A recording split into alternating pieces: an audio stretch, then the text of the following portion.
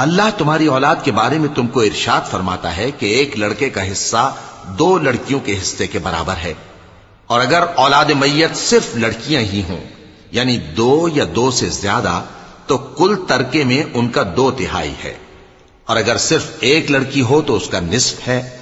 اور میت کے ماں باپ کا یعنی دونوں میں سے ہر ایک کا ترکے میں 6واں حصہ ہے، بشرطے کہ میت کی اولاد ہو،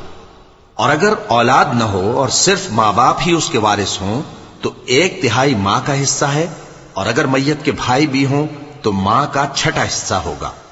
اور یہ تقسیم ترکہ میت کی وصیت کی تعمیل کے بعد جو اس نے کی ہو یا قرض کے ادا ہونے کے بعد جو اس کے ذمے ہو عمل میں آئے گی۔